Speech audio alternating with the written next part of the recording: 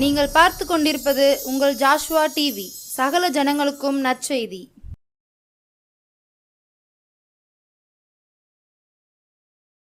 ஆனந்த துதி ஒலி கேட்கும், ஆடல் பாடல் சத்தமும் துணிக்கும்.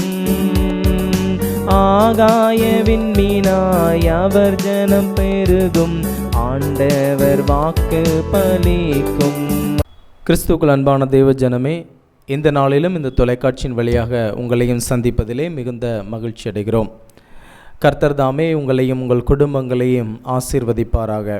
தேவனுடைய சமாதானமும் கிருபையும் உங்கள் குடும்பங்களில் பெருக கடவுது. இயேசு கிறிஸ்துவானவரின் உயிர் தெழுதலை கடந்த நாளிலும் நாம் அனுசரித்தோம். நமக்காக சிலுவையில் அடிக்கப்பட்டு, நமக்காக முள்முடி தாங்கி, நமக்காக காயங்களை ஏற்று, அநேக அடிகளை பட்டும் இந்த ஜனங்களுக்காக வேண்டுதல் செய்த 7 திருவார்த்தைகளை நாமும் ஆலயத்திலும் சிந்தித்திருப்போம்.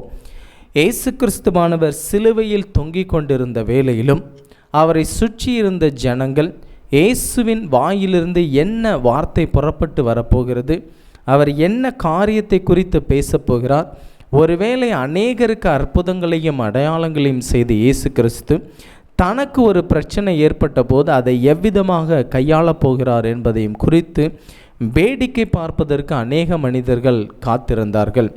ஆனாலும் இயேசு கிறிஸ்துவானவர் இந்த பூமியில் இருந்தபோது ஒவ்வொரு அற்புதம் செய்த போதும், ஒவ்வொரு அடையாளங்கள் செய்த போதும், அவர் என்ன காரியத்தை செய்தாலும் அவருடைய பரம பிதாவாகிய தேவனை முன்னிறுத்தியே செய்தார். அப்படிப்பட்ட இயேசு கிறிஸ்துவானவர் சிலுவையில் தொங்கிக் கொண்டிருந்த வேளையிலும் தன்னுடைய பிதாவினிடத்தில் ஜெபத்தின் மூலமாகவும் நேரடியாக தொடர்பு கொண்டு பேசினார். அப்படி அவர் பேசின முதலாவது வார்த்தை மன்னிப்பின் வார்த்தையாக இருந்தது. இயேசு கிறிஸ்துவான அந்த பூமியில் இருந்தபோது அநேக ஜனங்களுக்கு அற்புதங்களை செய்தார், அடையாளங்களை செய்தார். அவருடைய வாழ்க்கையில் காணப்பட்ட பிரச்சனைகளையும் உடலிலே காணப்பட்ட பிரச்சனைகளையும் இயேசு கிறிஸ்துவானவர் தீர்த்து வைத்தார். அப்படிப்பட்ட இயேசு கிறிஸ்துவானவர் மன்னிப்பு தான் மிகச்சிறந்த ஒரு ஆயுதமாக இருக்க முடியும். எந்த ஒரு மனுஷன் எப்படிப்பட்ட பாவம் செய்திருந்தாலும் சரி, அந்த ஆத்துமா கெட்டு போகாமல் தேவனுடைய ராஜ்யத்திற்குள் பிரவேசிக்க வேண்டும் என்கின்ற எண்ணமும் விருப்பமும் பிதாவுக்கு அடுத்த காரியங்களை இயேசு கிறிஸ்து நிறைவேற்றினார். அப்படிப்பட்ட இயேசு கிறிஸ்துவானவர் மன்னிப்பை குறித்து அநேக இடத்தில் சொல்லியிருந்தாலும், ஊமைகளாக வெளிப்படுத்தியிருந்தாலும், ஒரு இடத்தில் ஒரு சகோதரிக்கு ஏற்பட்ட பிரச்சனையை எவ்விதமாக அவர் அதிலிருந்து அவளை மீட்டு கொண்டு வந்தார் என்பதை குறித்து, அதிலிருந்து நாமும் என்ன கற்றுக்கொள்ளப் போகிறோம் என்பதையும் குறித்து நாமும் பார்க்க போகிறோம். இயேசு கிறிஸ்துவானவர் சொன்ன காரியம், ஒருவரையும் குற்றவாளிகளாக நீங்கள் தீர்க்க வேண்டாம். உங்களுடைய வாழ்க்கையில் என்ன பிரச்சனைகள் காணப்பட்டாலும், அடுத்தவர்கள் வாழ்க்கையில் என்ன பிரச்சனைகள் காணப்பட்டாலும் அவர்களை நீங்கள் குற்றம் சாட்ட வேண்டாம், அவர்களை நீங்கள் குற்றவாளிகளாக தீர்க்க வேண்டாம். முதலில் உன் கண்ணில் இருக்கக்கூடிய உத்திரத்தை எடுத்து போட்டு, பிறகு உன் சகோதரனோ உன் மற்றவர்கள் கண்ணில் இருக்கக்கூடிய உத்திரத்தை நீ என்ன செய்யாத, பார்க்காத. உன் கண்ணில் எவ்வளோ பெரிய அழுக்கு இருக்குது, அதெல்லாம் விட்டுட்டு ஒரு சின்ன துரும்பு இருக்கக்கூடிய அடுத்தவனுடைய வாழ்க்கையை நீ பார்க்காத என்று சொன்னார்.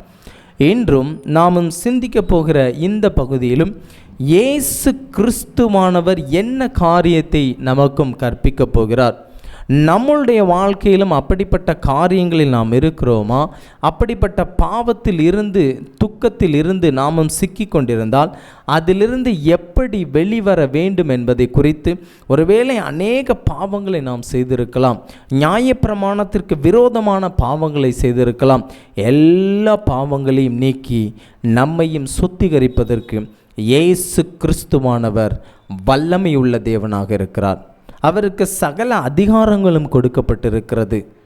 அவருக்கு கொடுக்கப்பட்ட நாமத்தின் நிமித்தம், தேவனாகிய கர்த்தருடைய நாமத்தின் நிமித்தம், தேவனாகிய கர்த்தர் கொடுத்த வல்லமை நிமித்தமும் அதிகாரத்தின் நிமித்தமும் அவர் அநேக வியாதியஸ்தர்களை சுஸ்தமாக்கினார், அநேகரை பார்வையடை செய்தார், அநேகருடைய செவிகளை திறந்தார், அநேகருடைய ஊனங்களை அவர் சரி செய்தார். அப்படிப்பட்ட இயேசு கிறிஸ்துவானவர் ஒலிவ மலைக்கு போயிட்டு காலையில் தேவாலயத்திற்கு வரும்போது ஒரு சம்பவம் நடைபெறுகிறது. நாம் எல்லோருக்கும் தெரிந்த ஒரு பகுதி. யோவான் எழுதின சுவிசேஷம் 8ஆம் அதிகாரம் 1 முதல் 11 வசனங்கள். அது ஒரு காரியம் சொல்லப்பட்டிருக்கிறது பாருங்க. இயேசு ஒலிவ மலைக்கு போனார். மறுநாள் காலையிலே அவர் திரும்பி தேவாலயத்திற்கு வந்தபோது, ஒரு நாள் இரவு முழுவதும் இயேசு கிறிஸ்துவானவர் ஒலிவ மலையில் இருந்து விட்டு மறுநாள் காலையிலே தேவாலயத்திற்கு வந்தபோது ஜனங்கள் எல்லாரும் அவரிடத்தில் கூடியிருக்காங்க. அப்படி இருக்கும்போது பரிசேயரும் வேதபாரகரும் ஒரு ஸ்திரீயை இயேசு கிறிஸ்துனுடைய நடுவே நிறுத்தி, போதகரே, இந்த ஸ்திரீ விபச்சாரத்தில் கையும் மெய்யுமாய் பிடிக்கப்பட்டால் இப்படிப்பட்டவர்களை கல்லெறிந்து கொள்ள வேண்டுமென்று மோசே நியாயப்பிரமாணத்தில் நமக்கு கட்டளையிட்டிருக்கிறாரே, நீர் என்ன சொல்லுகிறீர் என்றார்கள். எனக்கு அன்பான தேவஜனமே, இந்த இடத்தில் இந்த வேத பாரகரும் பரிசேயரும் அந்த விபச்சார ஸ்திரீயை குறித்து அதிகம் கவலைப்படாமல் இயேசு கிறிஸ்துவை குற்றம் சாட்டும்படி, இயேசு கிறிஸ்துவனிடத்தில் ஒரு தவறை முகாந்தரத்தை தேடி இவர்கள் வந்திருக்கிறார்கள். நம்முடைய வாழ்க்கையிலும் நாம் என்ன காரியத்தில் சிக்குவோம், எப்படிப்பட்ட காரியத்தில் இவர்களை அகப்பட வைக்கலாம் என்று அநேகர் சிந்தித்து கொண்டிருக்கலாம். இந்த இடத்துல இந்த ஸ்திரீ என்ன செய்கிறாங்க பாருங்கள். விபச்சாரத்தில் இவளை கையும் மெய்யுமா நாங்கள் பிடிச்சிட்டு வந்திருக்கோம். நியாயப்பிரமாணத்தில் மோசே எங்களுக்கு கட்டளையிட்டபடி இவளை கல்லெறிந்து கொள்ள வேண்டும் என்று சொல்லுகிறார்கள். இயேசு கிறிஸ்துவானவர் இந்த பூமிக்கு வந்த காலத்திலே நியாயப்பிரமாணத்தின் சட்டதிட்டங்களும் முறைமைகளும் காணப்பட்டது. பல்லுக்கு பல், கண்ணுக்கு கண், இரத்தத்திற்கு இரத்தம். நியாயப்பிரமாணத்தில் அவர்களுக்கு கொடுக்கப்பட்ட சட்டத்தின்படி ஒருவரை அடித்து பல் ஏதேனும் போய்விட்டதென்றால் மீண்டும் அடி வாங்கினவன் அடித்தவனை திரும்ப அடிக்க வேண்டும். அப்படி அடிக்கும்போது அவனுக்கு எப்படி பல் போனதோ அதே போல இவனுக்கும் போக வேண்டும். அப்படி நடப்பதற்கு சாத்தியமே இல்லை. ஒரு குழியை தோண்டி, ஏதோ ஒரு வேலை நிமித்தம் குழியை தோண்டி அதை அப்படியே விட்டுட்டோம், அதில் ஏதாவது ஒரு உயிர் விழுந்து பலியாயிடுச்சு அப்படின்னா திரும்ப நம்ம வீட்டில் இருக்கக்கூடிய அதே ஆடு மாடு அதில் போட்டு நம்மளும் மூடிடணும். அப்போ என்ன செய்வோம்? யாரும் யாருக்கிட்டையும் சண்டைக்கு போக மாட்டாங்க, யாரும் யாருக்கிடத்துலையும் எந்த பிரச்சனையும் வச்சுக்கிட மாட்டாங்க.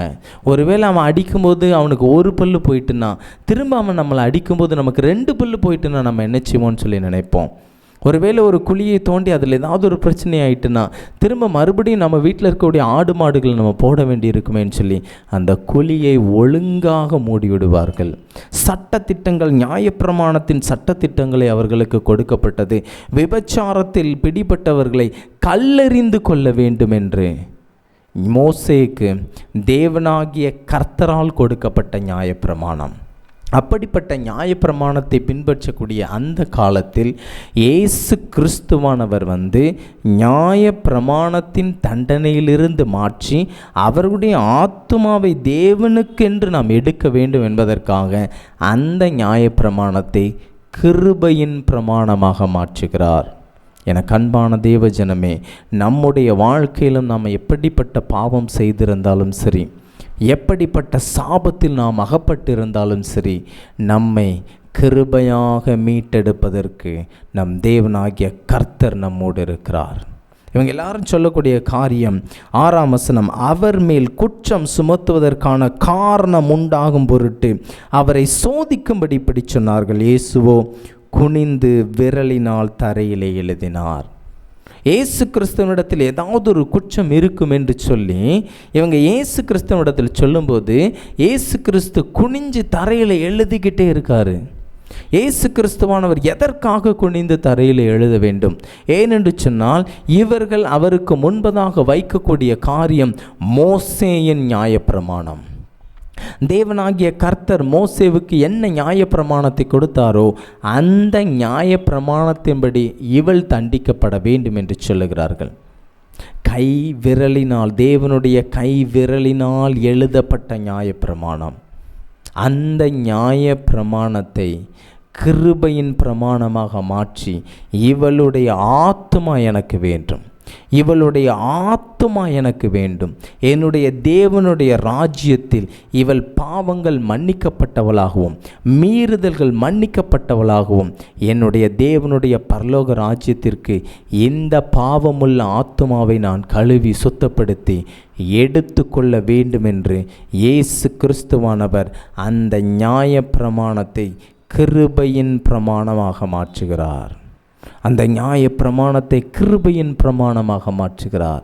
என அன்பான தேவஜனமே, அடுத்து இயேசு கிறிஸ்து அவர்களிடத்தில் சொன்ன காரியம், அவர்கள் ஓயாமல் அவரை கேட்டுக்கொண்டிருக்கையில் அவர் நிமிர்ந்து பார்த்து, உங்களில் பாவமில்லாதவன் இவள் மேல் முதலாவது கல்லெறிய கடவன் என்று சொல்லி அவர் மறுபடியும் குனிந்து தரையிலே எழுதினார். பிரியமானவர்களே, நம்மை நியாயம் தீர்ப்பதற்கு மற்றவர்களுக்கு அதிகாரம் கிடையாது. ஒருவேளை நாம் அநேக பாவங்கள் செய்திருக்கலாம், அநேக மீறுதல் செய்திருக்கலாம், வார்த்தையினால் மற்றவர்களை குற்றப்படுத்தி இருக்கலாம், அடித்திருக்கலாம், திருடி இருக்கலாம், பொய் சொல்லி இருக்கலாம். ஆனாலும் நம்மை நியாயம் தீர்ப்பதற்கு தேவனாகிய கர்த்தர் ஒருவரே இருக்கிறார். ஒருவேளை நீங்கள் பாவம் செய்திருந்தால், கர்த்தாவே, என்னை மனுஷனுடைய கையில் நீர் ஒப்புக்கொடாதிரும், உம்முடைய கையில் நான் விழுகிறேனப்பா. இதற்கான ஆசீர்வாதத்தை, இதற்கான தண்டனையை நான் எப்படி பெற்றுக்கொண்டு உம்மிடத்திலிருந்து நான் விலகி ஓடாதபடிக்கு என்னை மீட்டெடுத்து கொள்ளும் என்று தேவனிடத்தில் நாம் சொல்லும்போது கர்த்தர் நமக்காக பரிந்து பேசுகிற தேவனாக இருக்கிறார். தேவனுக்கு தேவை உன்னுடைய ஆத்துமா. உன் வாழ்க்கையில் நீ பாவம் செய்திருக்கிறாயா? தேவனிடத்தில் அமர்ந்து காத்திருந்து தேவனுடைய கிருபையை பெற்றுக்கொள். உன்னுடைய வாழ்க்கையில் நீ பொய் சொல்லியிருக்கிறாயா? களவு செய்திருக்கிறாயா? அநேகருக்கு விரோதமாக பொய் சாட்சி சொல்லியிருக்கிறாயா?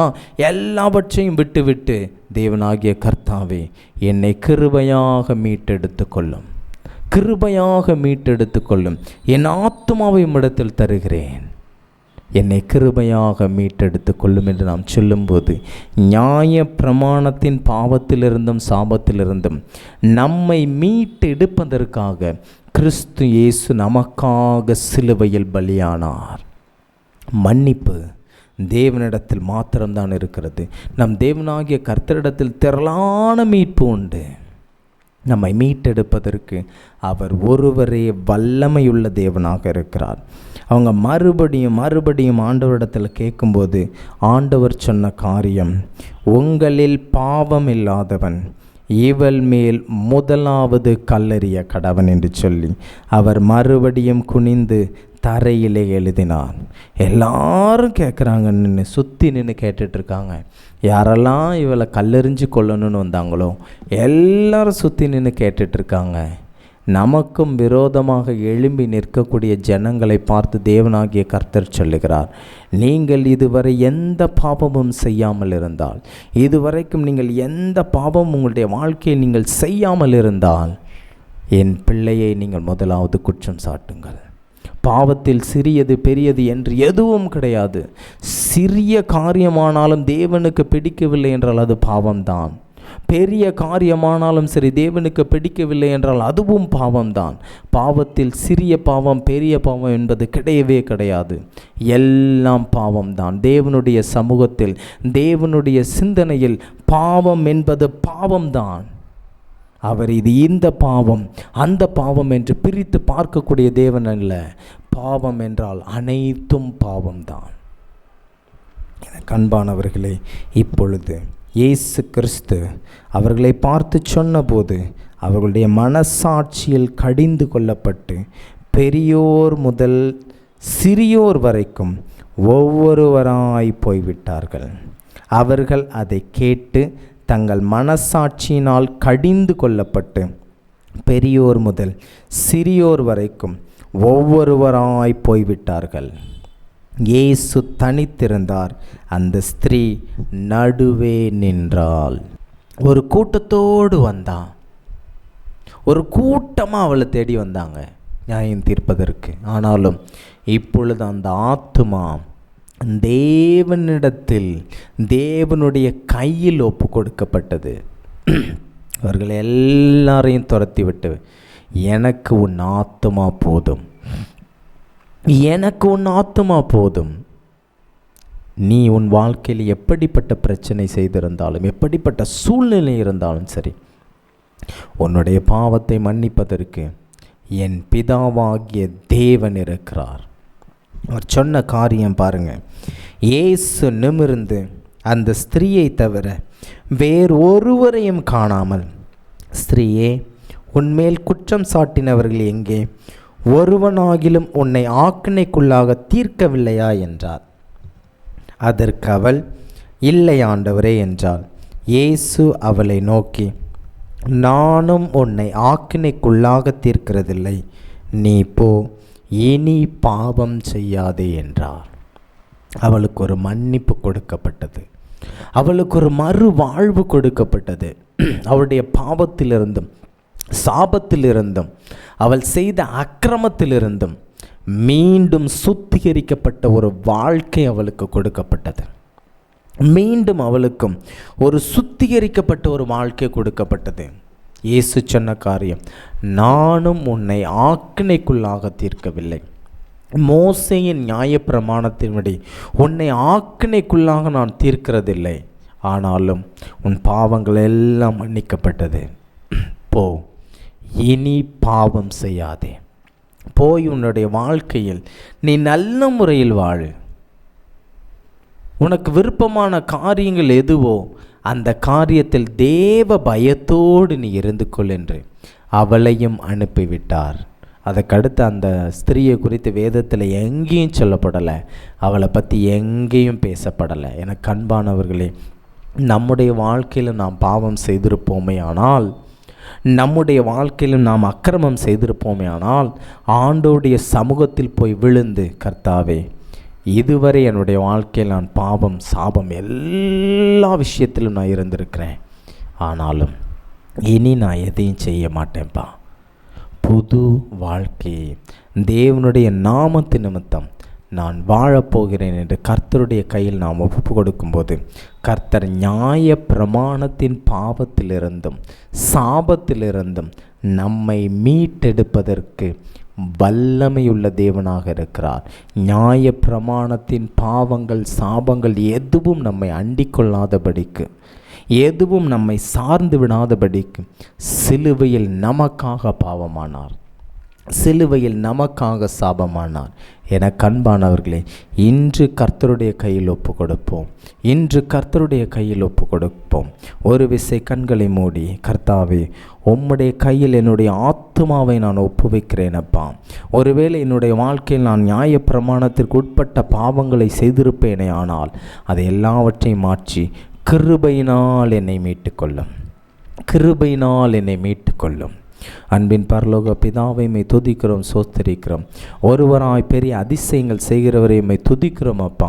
ஆண்டவரே, இப்பொழுதும் நீர் எங்களுக்கும் கொடுத்த இந்த வார்த்தைக்கு நமக்கு நன்றி செலுத்துகிறோம் அப்பா. ஆண்டவரே, எங்களுடைய வாழ்க்கையில் ஒருவேளை நியாய பிரமாணத்திற்கு உட்பட்ட பாவங்கள் நாங்கள் செய்திருப்போமே, ஆனால் உம்முடைய கை விரல்களினால் அதை மாற்றி கிருபையின் பிரமாணமாக மாற்றி எங்களையும் மீட்டெடுத்து நீர் வழிநடத்த வேண்டுமாறு ஜெபிக்கிறோம் அப்பா.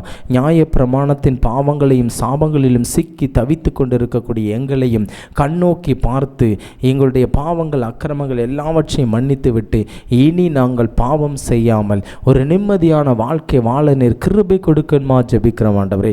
பார்த்து கொண்டிருக்கக்கூடிய ஒவ்வொரு பிள்ளைகளையும் ஆசீர்வதிங்க. இப்பொழுது யாரெல்லாம் உம்மை நோக்கி, ஆண்டவரே, என்னுடைய வாழ்க்கையில் நான் இப்படிப்பட்ட பாவத்தில் திளைத்திருக்கிறேன் அப்பா, இப்படிப்பட்ட பாவங்கள் என்னுடைய வாழ்க்கையில் காணப்படுகிறதப்பா, இதிலிருந்து நான் எப்படி மீண்டு வர வேண்டும் என்று தவித்து உம்மை நோக்கி வேண்டல் செய்து கொண்டிருக்கக்கூடிய ஒவ்வொரு பிள்ளைகளையும் நீங்கள் கண்ணோக்கி பாருங்கள். நியாய பிரமாணத்தின் சாபத்தில் இருந்தும் பாவத்திலிருந்தும் அவர்களை மீட்டெடுத்து கொள்ள வேண்டுமாறு உம்மை நோக்கி மன்றாடுகிறோம் ஆண்டவரே. உடைய கரத்தில் இங்கே ஒப்பு கொடுக்கிறோம். யாரெல்லாம் உம்மை நோக்கி இப்பொழுது உத்தம இருதயத்தோடு என் வாழ்க்கையில் காணப்படக்கூடிய இந்த பாவங்கள் பாவங்கள் எல்லாவற்றையும், நியாயப்பிரமாணத்திற்கு உட்பட்ட பாவங்கள் எல்லாவற்றையும் மாற்றிவிட்டு கிருபையினால் எங்களையும் தூக்கி எடுத்து நிறுத்துங்கள் என்று யாரெல்லாம் கேட்டுக்கொண்டிருக்கிறார்களோ அத்தனை பிள்ளைகளுக்கும் கிருபையை நீர் பாராட்ட வேண்டுமா ஜெபிக்கிறோம். பார்த்து கொண்டிருக்கக்கூடிய ஒவ்வொரு பிள்ளைகளையும் ஆசீர்வதிங்க, பேர் பேராக தொட்டு ஆசீர்வதிங்க. அவருடைய குடும்பங்களை ஆசீர்வதிங்க. அவருடைய பலவீனங்கள் சுகவீனங்கள் எல்லாவற்றையும் மாற்றி போடுங்க. குழந்தை பாக்கியத்திற்காக எதிர்பார்த்து கொண்டிருக்கக்கூடிய பிள்ளைகளுக்கு உம்முடைய அனுக்கிரகம் கிடைக்க வேண்டுமா ஜெபிக்கிறோம். ஆண்டவரே, கற்பத்தின் கனியை கொடுத்து சமூகத்தில் ஒரு அந்தஸ்தை கொடுக்க வேண்டுமா ஜெபிக்கிறோம். பலவீனத்திலும் சுகவீனத்திலும் இருக்கக்கூடிய பிள்ளைகளை நீங்கள் கண்ணோக்கி பாருங்கப்பா. உடல் பிரச்சனையில் உடல் வலி காணப்படுகிறது, என்னால் எழுந்து நடக்க முடியவில்லை, என்னால் ஆலயத்திற்கு வர முடியவில்லை என்று தவித்து கொண்டிருக்கக்கூடிய பிள்ளைகளையும் நீர் கண்ணோக்கி பாருங்கள். உடைய கரத்தில் ஒப்பு கொடுக்கிறோம். என்னுடைய தொழில் இவ்வளவாக நஷ்டத்தில் இருக்கிறது, இதையும் கர்த்தர் கண்ணோக்கி பார்ப்பாரா என்று உம்முடைய சமூகத்தில் வேண்டுதல் செய்து கொண்டிருக்கக்கூடிய பிள்ளைகளும் கண்ணோக்கி பாரும். இந்த குடும்பத்தில் கடன் சுமை காணப்படுகிறது, எங்களுடைய வாழ்க்கையில் இவ்வளவு பிரச்சனைகள் காணப்படுகிறது, எங்கள் கடன் நிமித்தம் நாங்கள் ஒரு வேளை கூட நிம்மதியாக சாப்பிட முடியவில்லை என்று உம்மை நோக்கி கெஞ்சி கொண்டிருக்கக்கூடிய பிள்ளைகளையும் நீர் தூக்கி எடுத்து நிறுத்த வேண்டுமா ஜெபிக்கிறோம். வீடு கட்ட வேண்டும் என்று பிரயாசப்பட்டிருக்கக்கூடிய பிள்ளைகளுக்கு விரைவாக வீடு கட்டி அவர்கள் சுகமாயிருக்க நீங்கள் கிருபை கொடுங்க. உடைய கரத்தில் ஒப்பு கொடுக்கிறோம். வழி நடத்தும் ஆசீர்வதியும். இயேசுவின் மூலம் ஜெபிக்கிறோம் எங்கள் ஜீவனுள்ள நல்ல பிதாவே, ஆமென்.